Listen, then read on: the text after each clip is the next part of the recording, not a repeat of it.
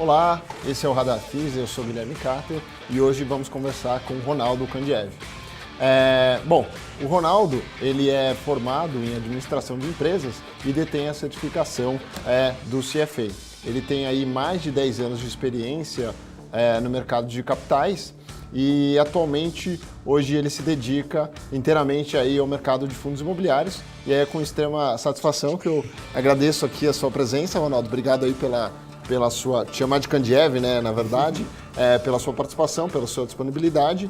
E eu já vou passar a bola para você, começar a contar um pouco da sua trajetória, né, contar um pouco mais desses 10 anos de mercado que você tem, até você cair agora e tocar a parte de fundos imobiliários. Claro, não, obrigado a você por me receber aqui, é um prazer enorme estar aqui e com um time de craques aqui discutir um pouquinho do tema que eu mais gosto, né?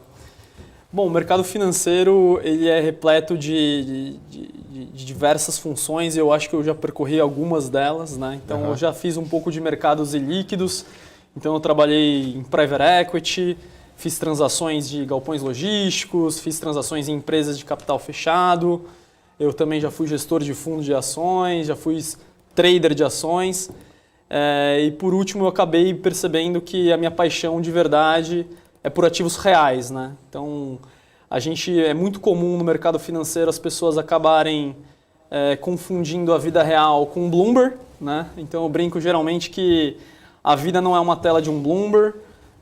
Por detrás de uma economia pujante, você tem pessoas, empreendimentos, uma série de coisas, transações, e é isso que me move, isso que me gera ânimo, vontade de aprender. Sobre interações reais, né? E acho que foi um pouquinho dessa história no mundo que começou no private equity, que acabou indo para o mundo de fundos imobiliários, que eu acabei seguindo uma trajetória mais focada em imobiliário. Legal. E se você pudesse compartilhar com nós aí, qual que é por que fundos imobiliários chamam muito atenção, né? Quais são as características desses investimentos que realmente, obviamente, um pouco aí do tato com a realidade, mas o que chamou, assim, pessoalmente você a essa jornada aí de fundos imobiliários? Não, com certeza. Bom, eu era um generalista, eu era um profissional generalista, então eu fazia transações em todo ramos possíveis, fazia ramo financeiro, eu fiz algumas fintechs, eu fiz também coisas no ramo de crédito, então a gente tinha um espectro muito grande, né? Eu acabei optando por me especializar no ramo imobiliário por vários fatores. Acho que o primeiro grande deles é que o mercado imobiliário ele atrai 1/3 do capital do mundo. Então, basicamente, a cada $3 que você tem no mundo, $1 vai para o setor imobiliário de alguma forma. Sim. Só que, em contrapartida, você não tem o mesmo número de profissionais ou pessoas olhando ou cuidado, e até porque é uma classe muito heterogênica. O que significa isso? Para você entender do mercado de real estate, você precisa entender muito dos submercados. Então você precisa de muita mão de obra especializada.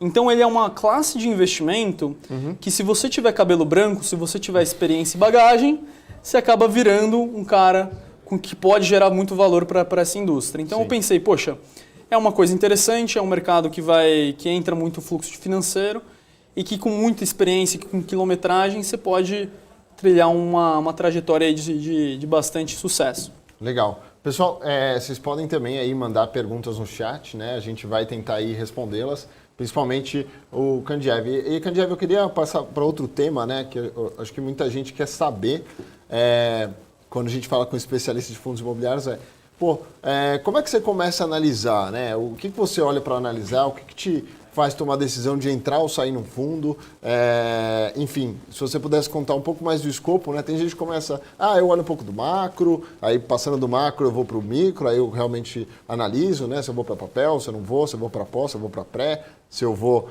entrar em tijolo ou não. Como é que você faz esse dia a dia aí? Claro, com certeza. Eu acho que assim, para você fazer uma análise, né? Eu acho que quando você é um comprador, como se fosse um private equity, ele é muito importante você entender que momento do ciclo você está. Né? Então, existem momentos de muita bonança que, em geral, é melhor você estar vendendo do que comprando. Né? Os preços estão muito aquecidos, a economia está muito aquecida. Geralmente, a probabilidade de você fazer uma boa negociação na ponta vendedora é maior do que na ponta compradora. Né? A mesma coisa quando os preços estão deprimidos, né? O inverso é verdadeiro também. Né?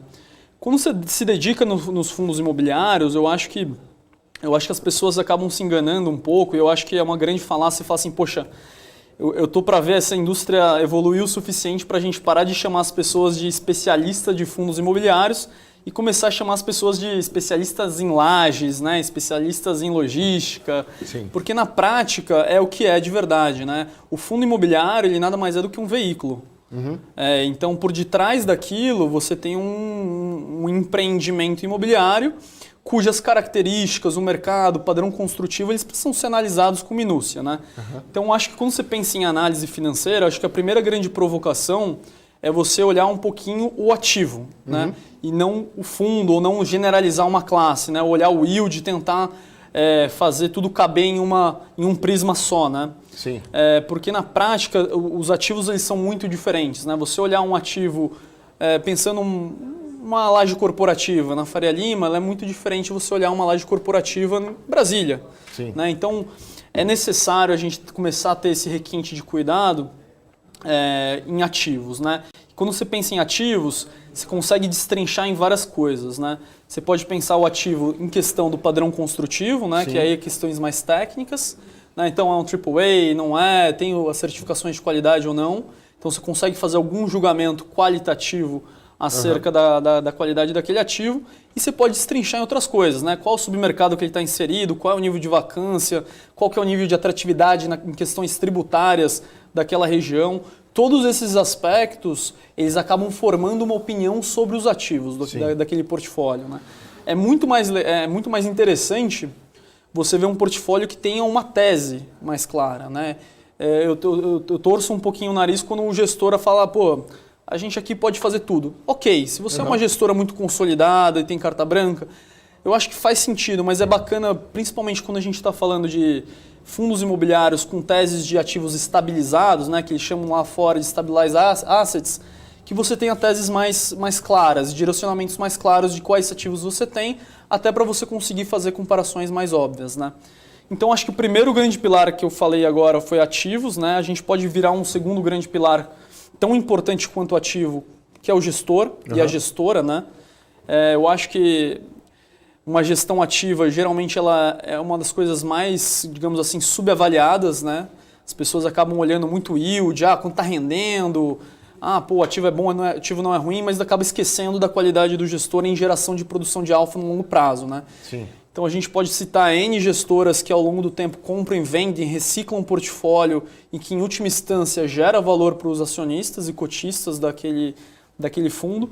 Então, uma coisa que eu avalio com muito cuidado é qual é o histórico daquele time e qual é a competência para fazer aquilo. Né? Sim. Então, existem times muito capazes em logística, mas que se os caras abrirem um fundo de lajes, com certeza eu não sei se eu ficaria tão confortável. Entendi. Então, a gente precisa ter esse discernimento e cuidado na hora de analisar. E eu acho que não menos importante do que essas duas grandes coisas, né? Você pode fazer um julgamento dos ativos, você pode fazer um julgamento do gestor. Acho que o terceiro pilar para encerrar o processo de análise é o valuation. Eu acho que o valuation é a grande cereja do bolo. Tá bom. O valuation é aquilo que o analista utiliza para descobrir qual que é o valor justo daquele fundo. Né? Então, o processo pode ser feito de N formas. Né? Em geral, para fundos de papel e de FOF, é basicamente o valor patrimonial, que é a marcação no mercado daqueles ativos. Mas para tijolo, aí realmente você tem que fazer um modelo, fazer um DCF, fazer as premissas, entender qual que é o nível de vacância, entender qual que é o potencial de expansão daquele portfólio, quanto que pode aumentar ou piorar o nível de distribuição de dividendos.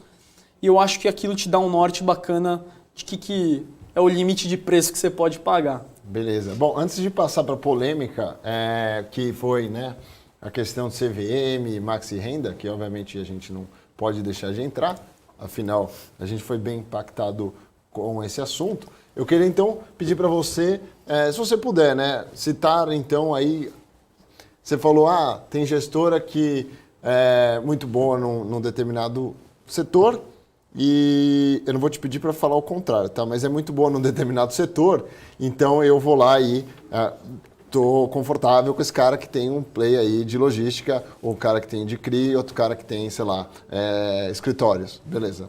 Então, se você puder citar um de logística, que você gosta muito da tese, um de escritórios e um de recebíveis, seria legal, né? eu não vou pedir o contrário, né? Né? Colocar na saia justa, né, Gui? Não.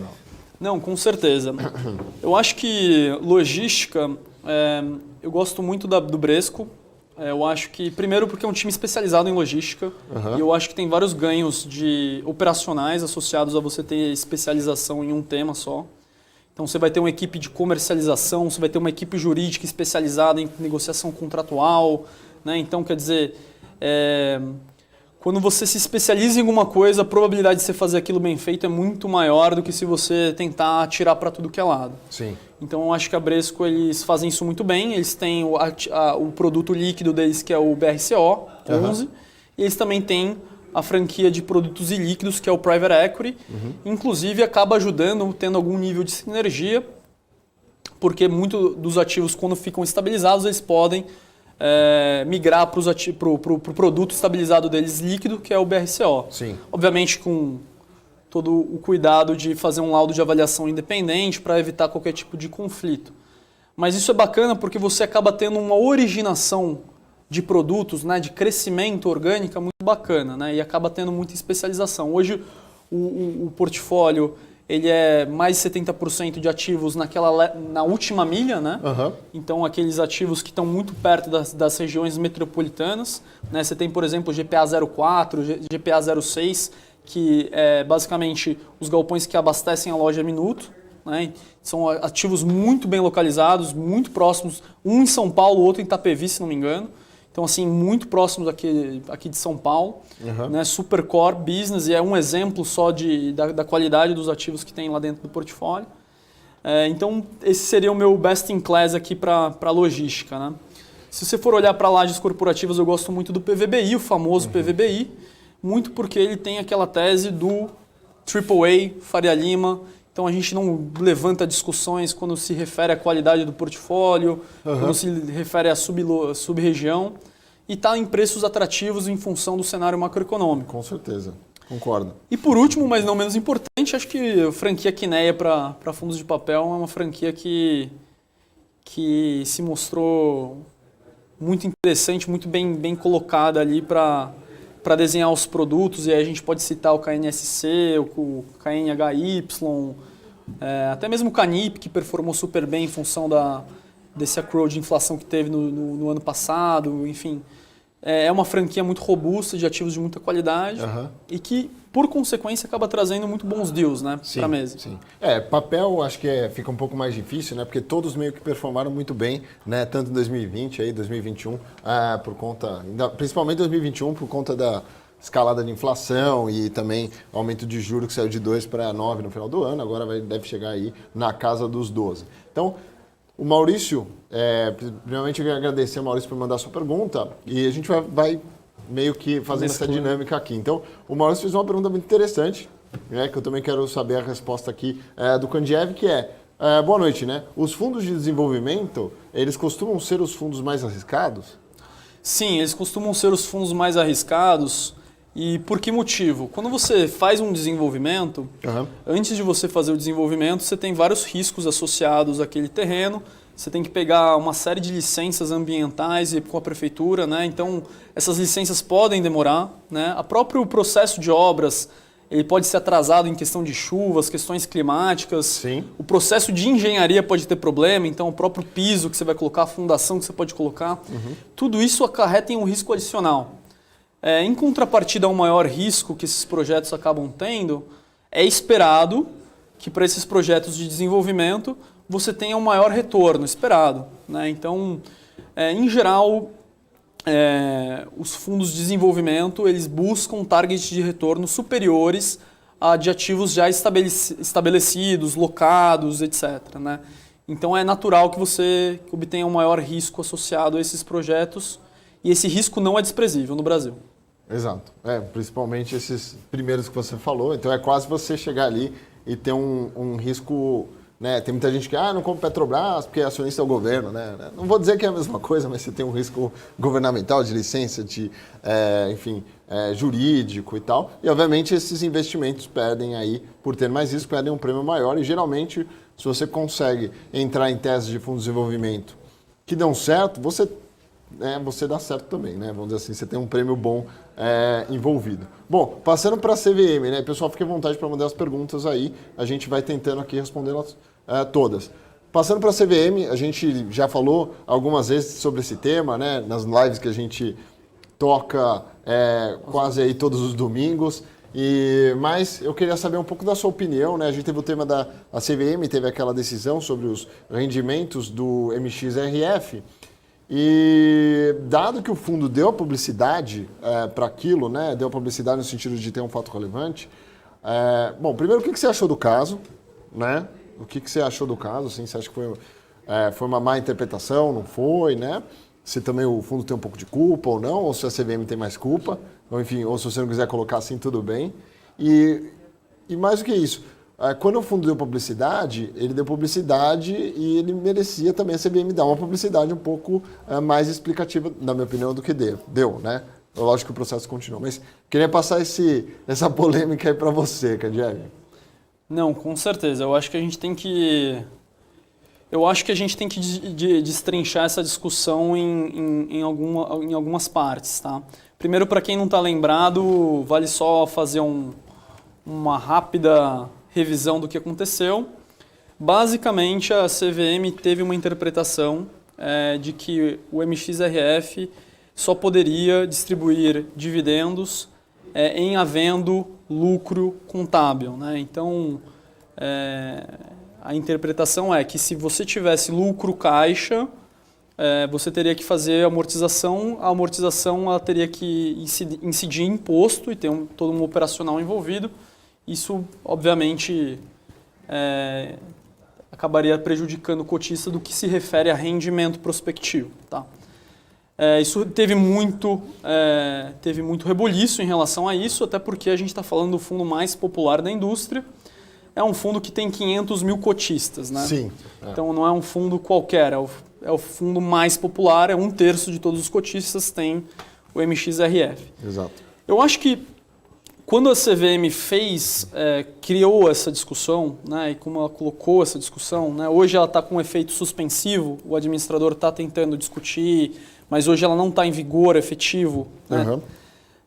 Eu acho que a CVM ela perdeu uma oportunidade de trazer os participantes do mercado para ter um diálogo mais aberto e tentar fazer qualquer que seja a mudança, né? Se o viés seja para melhoria de transparência, para melhoria de, vamos dizer assim, elevar a barra no que se refere a padrões contábeis da indústria de fundos de papel, eu acho que ela poderia ter feito isso de uma forma diferente.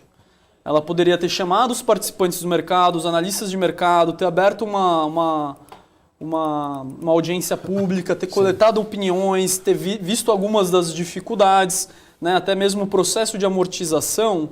Para você fazer isso, você precisa ter o preço médio dos cotistas, né? Uhum. Então isso não é tão fácil, o administrador não tem isso no lápis. Sim. Então até operacionalmente a solução não era viável. Talvez se você tivesse consultado as pessoas antes, talvez você já tivesse visto que aquilo operacionalmente, pelo menos no curto prazo, não era uma alternativa viável. Exato.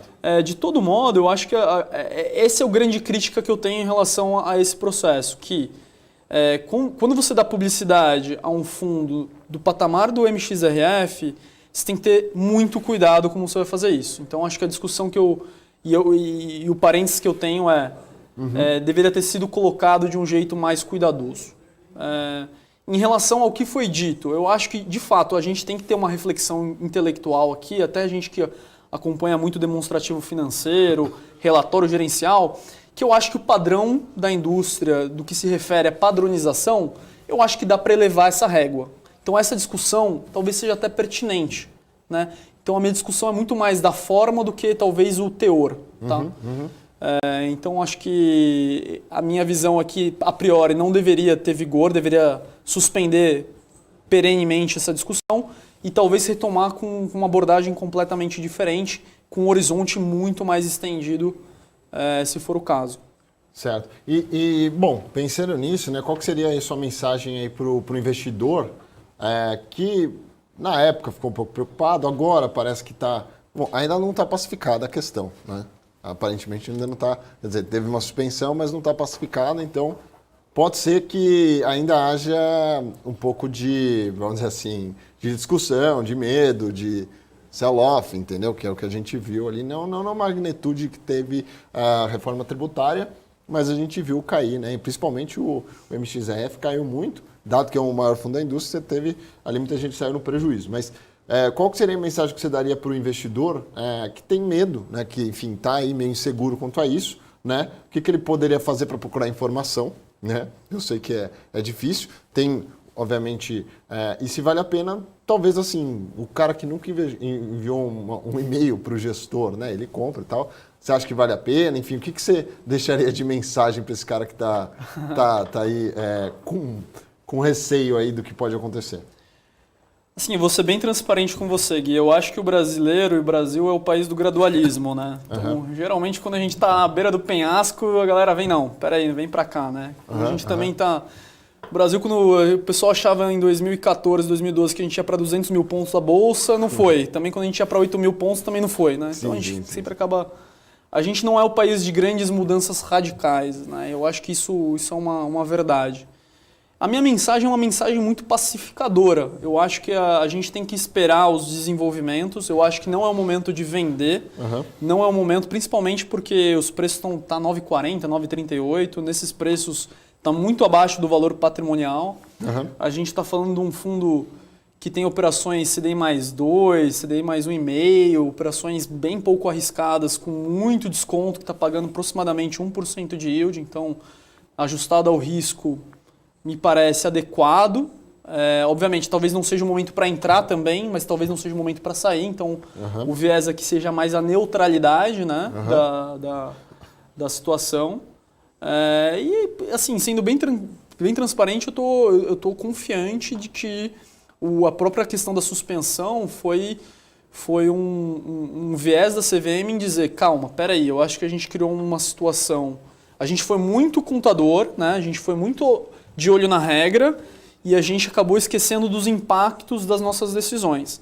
Eu acho que a CVM acatar o pedido suspensivo, né? Se for pensar, dia 25 de janeiro que foi feito a divulgação do fato relevante. Sim. Acho que não deu nem 7 dias depois a CVM acatou o pedido suspensivo. Sim. Então, quer dizer, isso é quase que um acknowledgement, né? Um reconhecimento da autarquia de que, calma, talvez a gente precisasse fazer isso num ritmo paulatino ou em uma dose ou com uma abertura de diálogo que a gente não fez.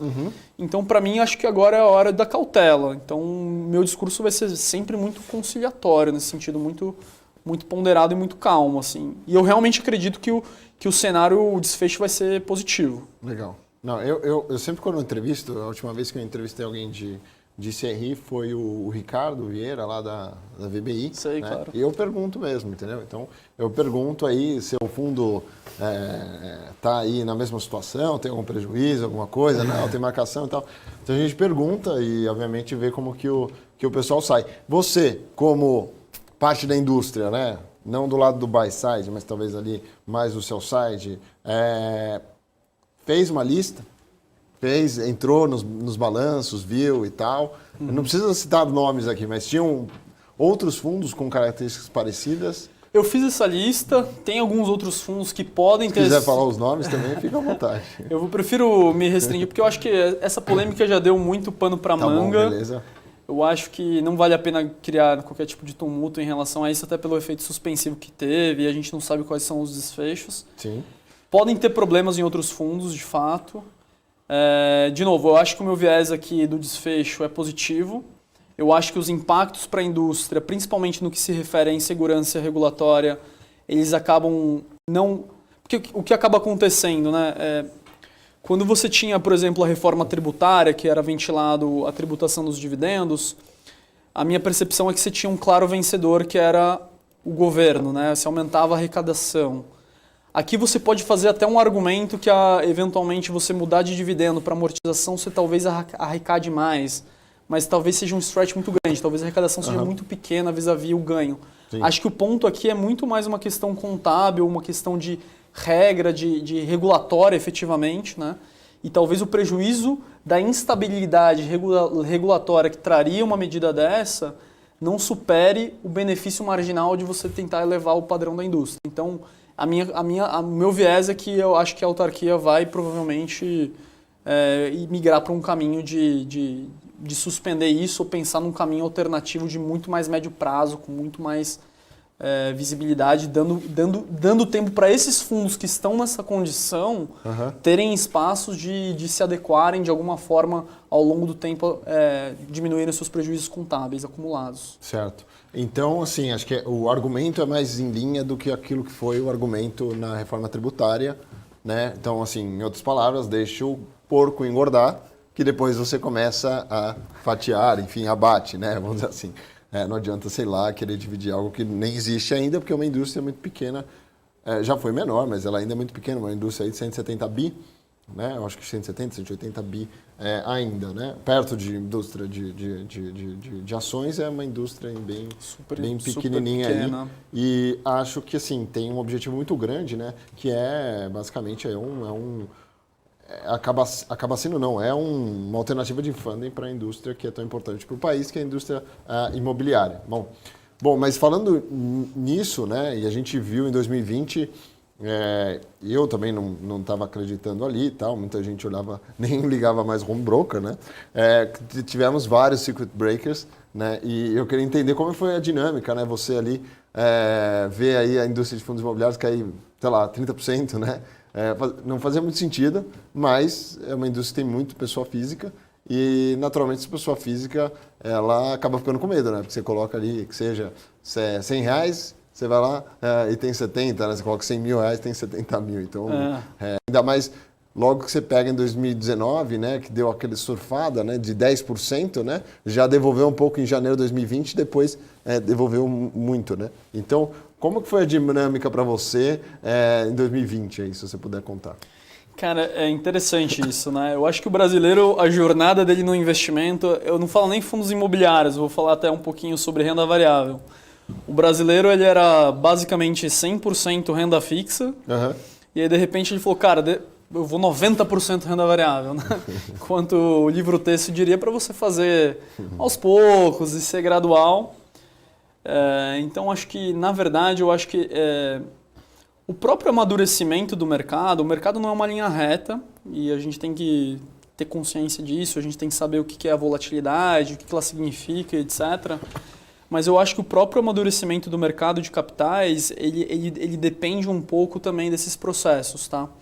É uma visão um pouco quase que contrassensual e contra-intuitiva, mas você tem, obviamente, a apreciação do valor dos ativos, isso atrai uma série de investidores, parte desses investidores vão ser turistas, vão querer pessoas que ouvem o cara falando, um amigo falando e querem se beneficiar e surfar essa onda, sem entender direito os fundamentos, sem tentar entender direito o que significa aquilo. Com certeza.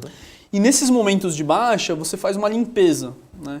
Então aquele cara que se esborracha, o cara, puta, não é pra mim. Aí esse cara sai, o cara que fica, às vezes acaba comprando mais, ou acaba, comprando um curso, se aprendendo. É seleção natural, é isso? É uma seleção natural, esse é um processo, quase que um processo darwiniano dos investidores. Então, eu vejo isso como, obviamente, né?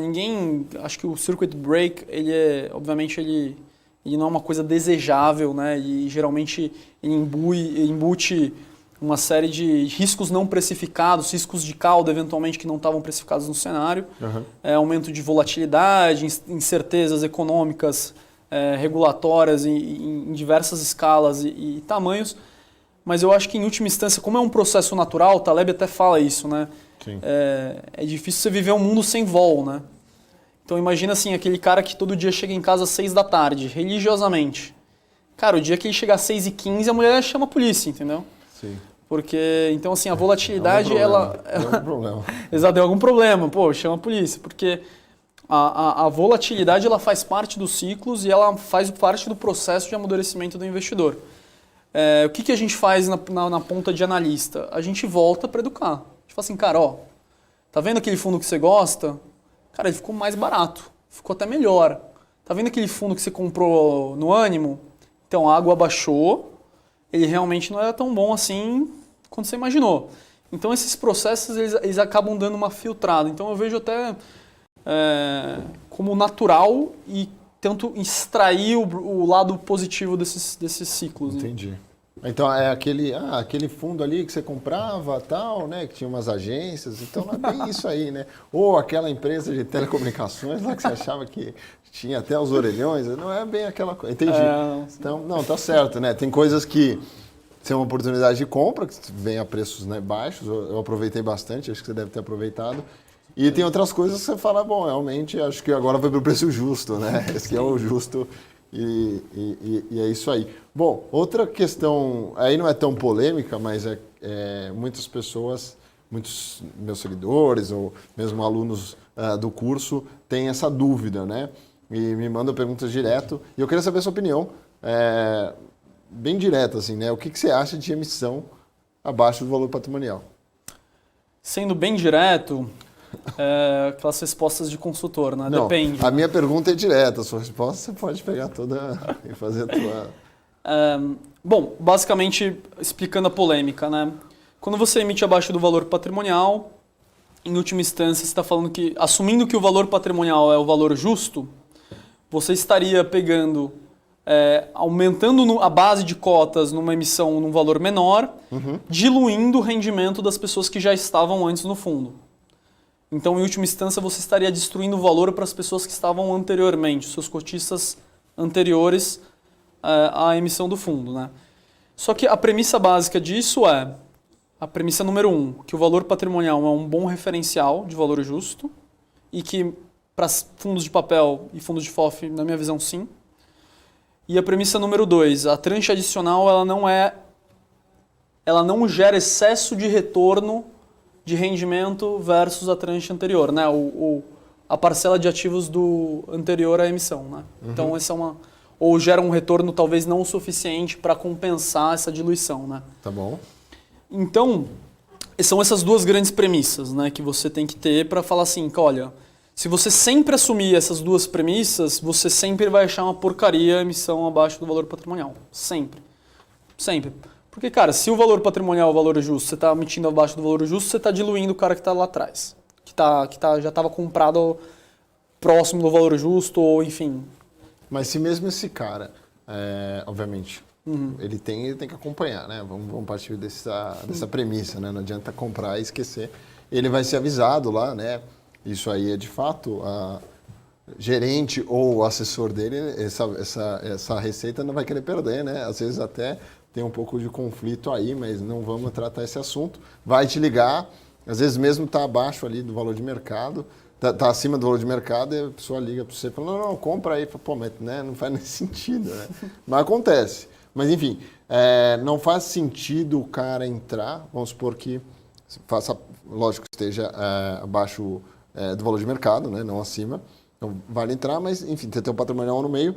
Mas se o cara for gerar um yield interessante, se ele fizer uma arbitragem, não precisa nem colocar dinheiro novo, não faz sentido no cálculo? Tipo, vender a mercado e entrar? Sim, as matemáticas que fazem funcionar essa conta de emissão abaixo do patrimonial, elas são essas que você falou. Primeira matemática, você está emitindo, fazendo uma emissão abaixo do valor de mercado, que você poderia fazer uma arbitragem e eventualmente explorar esse ganho. Então, faria sentido econômico você fazer isso e tudo bem. E aí você simplesmente está aproveitando essa arbitragem. Agora, assim, tentar... Agora pensando que a gente nem combinou isso, mas vamos tentar levar no limite esse argumento da arbitragem. Se todo mundo for fazer essa arbitragem, tá bom.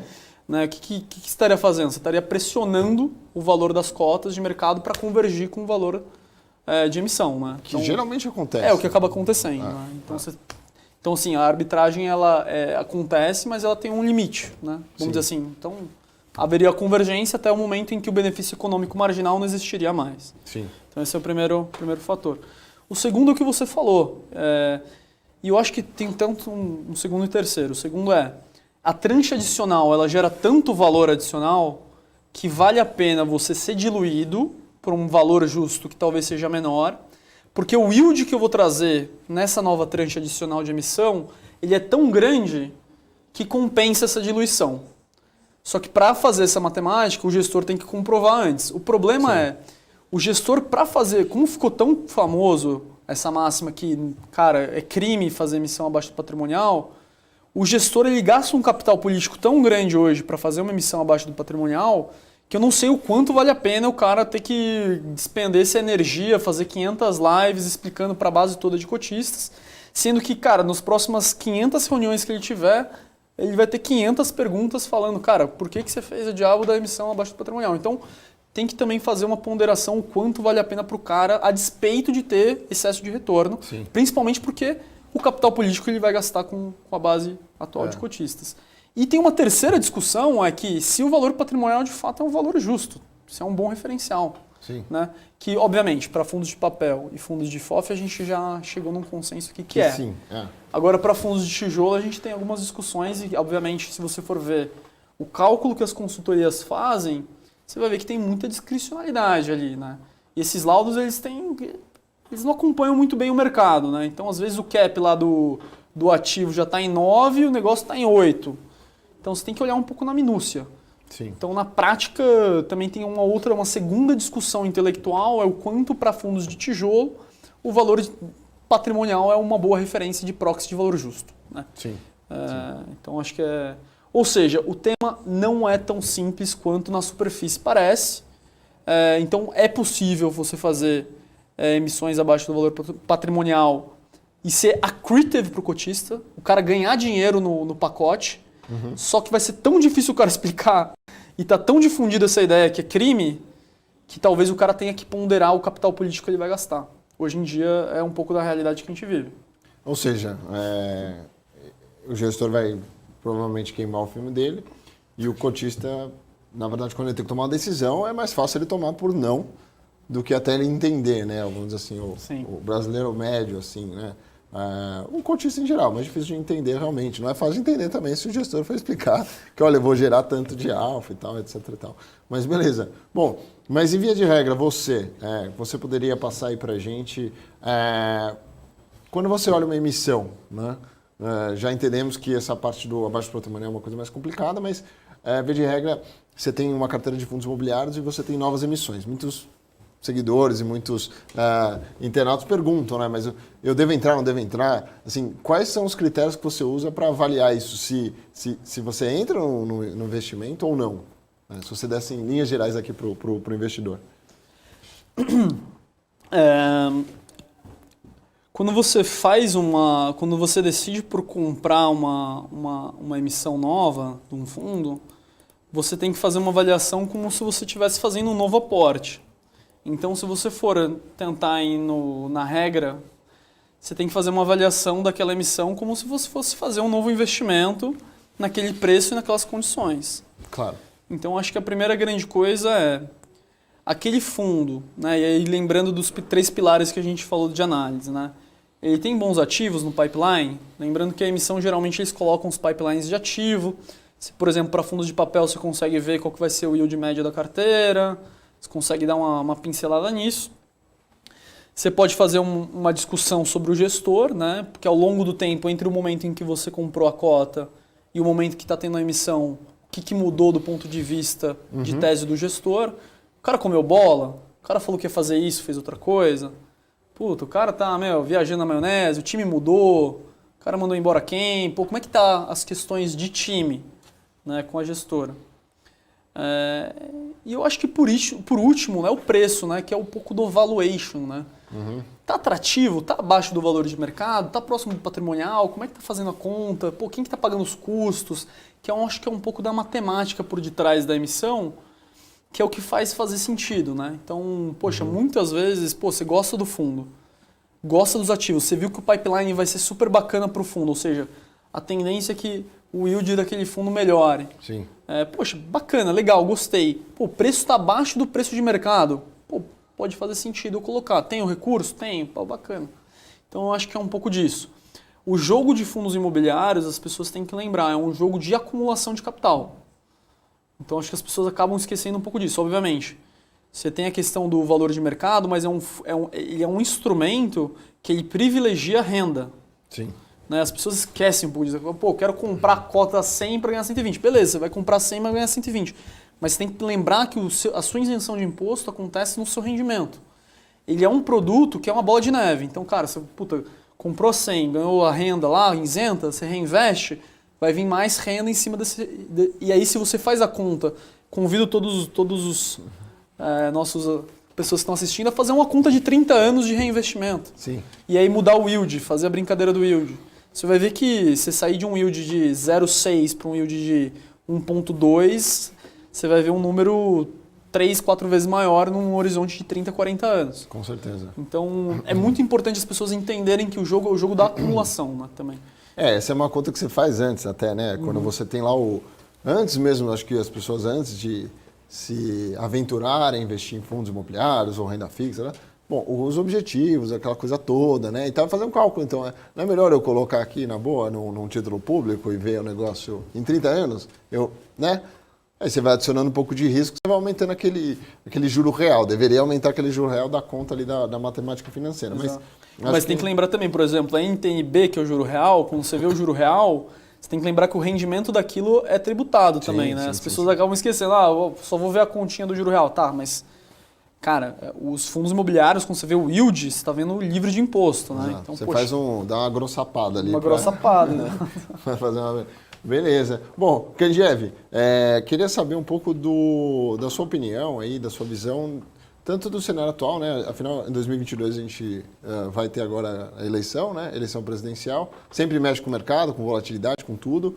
E eu queria entender o que você acha desse ano, como é que esse ano já está desenvolvendo, né? A gente está vendo coisas meio bizarras, né? Porque geralmente a volatilidade do dólar aumenta bastante, né? E não que não tenha aumentado, mas o dólar está caindo, né? Hoje caiu a quase R$5, né? Quase 5. Entendeu? Então, a gente brinca lá, né? Muitas aspas aqui, tem o careca do Twitter lá, que ele é o cara que fica fazendo valuation do dólar real e fala do fair value em 4,50.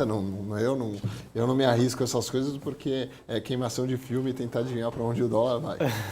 Mas eu queria saber, assim, fundos imobiliários, qual que é a sua opinião desse ano e para os próximos anos aí na indústria? Bom, beleza. Eu acho que primeiro o cenário 10, 12 meses para cá mudou abruptamente, né? Acho que a única coisa que a gente tem no cenário hoje que estava mapeada aí por uma questão quase que burocrática é a reeleição. É a única coisa que a gente sabia que ia acontecer e que ainda não está fazendo tanto preço nos mercados quanto a gente acha que vai fazer para os próximos meses. Se você olhar o início do ano passado, a gente tinha uma previsão de juros para próximo de 3%, né? E a gente está terminando esse ciclo agora em março, mais perto de 12,5%. Né? Então, a renda fixa voltou, não voltou só no Brasil, o mundo inteiro está subindo juros. Eu acho que as pessoas acabam esquecendo disso, a gente olha muito para ativo de risco, a gente esquece o quanto a renda fixa é contracionista para ativo real, para a vida real das pessoas, né? Então, a gente tem que começar a perceber o quanto o freio econômico vai vir advindo dessa restrição monetária. Eu acho que essa é uma discussão que a gente ainda está no oba-oba, né? Nas últimas 5 semanas. A semana passada o Ibovespa caiu, e vinha de 5 altas consecutivas, né? Uhum. Mas eu acho que esse oba-oba ainda não está... veio muito mais do gringo, do investidor estrangeiro, né? Mas eu acho que vai ter algum sanity check associado ao que tem por vir em termos de fato de atividade, né? Eu acho que o cenário é contracionista para a atividade econômica e não tenha dúvida. Nesse sentido, acho que o mercado financeiro está mais voltado para a renda fixa. Eu acho que tem muito especialista de FI, gente muito conhecida, famosa, que fala assim, agora compra tijolo porque te protege da inflação. Eu entendo esse argumento, mas eu acho que se você for olhar as subclasses, né? Eu acho que, por exemplo, logística. Geralmente você teve uma absorção líquida aí na ordem de 1,5 milhão ao ano, mas você tem uma entrega agora de 3 milhões de ABL esse ano. Então você vai ter muita entrega de estoque de galpão logístico, talvez não tenha demanda suficiente para isso, o e-commerce já perdeu um pouco de tração. Então não vai ser um ano tão abonante para galpão logístico, principalmente no que se refere a repasse de preço, que é a grande discussão, que o preço de galpão logístico é R$20 hoje, foi R$20 há 10 anos atrás, e não sabe os R$20 há 10 anos está R$20. Todo mundo se pergunta quando é que a gente vai mudar de patamar, principalmente com o custo de construção indo para onde está indo e o non cost começando a não se pagar para desenvolvimento. Sim. Né? E o non cost de 10, 12 já não fecha a conta se não colocar R$30, R$32 Com certeza. de aluguel. Então acho que logística é uma classe que nos últimos 5 anos performou muito bem e provavelmente vai continuar performando muito bem, mas nesse curtinho prazo ainda está desafiador, principalmente pela quantidade de estoque novo que está vindo. Lajes corporativas, eu acho que tem regiões muito óbvias, né? Então Faria Lima, JK, Jardim, Vila Olímpia. Né? Faria Lima praticamente 0, 2, 3% de vacância. Vila Olímpia 11%. Mas, cara, o landscape de Lajes não é óbvio. Você tem Marginal 45% de vacância, você tem, Chácara Santo Antônio, Berrinha é 25%. Então, e assim, 25% de um inventário de 700 mil metros, né? Então, é um inventário grande, né? Sim, sim. Então, assim, ainda não está tão claro que vai ter grandes absorções líquidas. Teve no quarto tri do ano passado, mas em ano eleitoral não está claro que vai ter grandes absorções líquidas para o semestre para os próximos semestres.